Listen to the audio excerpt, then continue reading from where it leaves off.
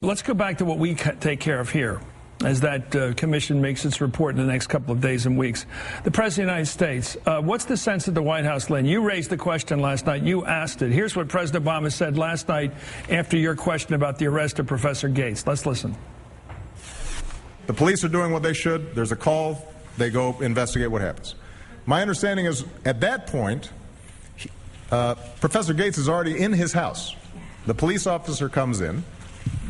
I'm sure there's some exchange of words, but my understanding is that Professor Gates then shows his ID to show that this is his house. And at that point, he gets arrested for disorderly conduct, charges which are later dropped. Well, Lynn, the president, what's the sense? Were you surprised he was so engaged and basically took sides in this case on the side of the professor against the police, saying they acted stupidly, saying that the professor provided his ID, although the police report says he did not initially provide his ID, said that the man lost his keys when, in fact, he hadn't lost his. He got a couple facts wrong last night, the president, apparently. I'll tell you, I was surprised that he used that stupidly phrase. I've followed him for so many years, Chris. He's usually so in control.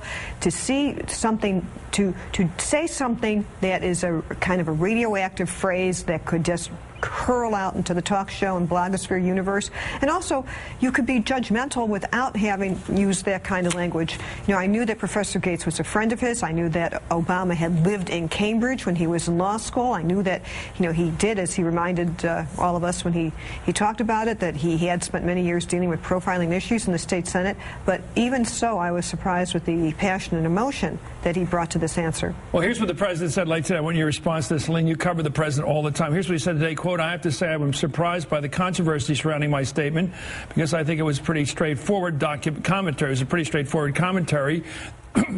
And you probably don't need to handcuff a guy, a middle-aged man who uses a cane who's in his own home."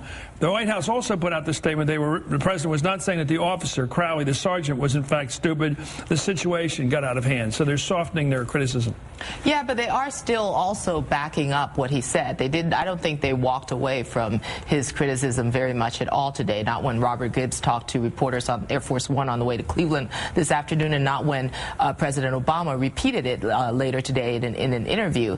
I thought it was really interesting how comfortable President Obama sounded after listening to that hour-long interview where he basically filibustered with so many of these healthcare questions, and we were, you know, practically falling asleep. I mean, he had his talking points prepared, and then he got to Lynn's question, and for the first time in that entire hour, he sounded on point. It was as if you were talking to him in a bar. You know, it was like you and I are in a bar and we're talking, what do we think about this? And, you know, in a lot of ways that seemed almost refreshing after listening to the healthcare, I got a lot of flack today from readers who thought my question was inappropriate because I should have asked yet another question on healthcare. And this was not a press conference called where everyone had asked healthcare questions. It was just a press conference. What kind of people made that comment? I had it from people. Were they anti-Obama or pro-Obama? Well, it came from both ends. People who thought that, wanted the Obama agenda to get advanced in Congress thought that I created a distraction, and people that were against Obama thought that I was a plant, which, by the way, I was not, and the White House had no idea what I would ask. Yeah. So I wouldn't take those comments too seriously. Well, but I wouldn't even read them. But the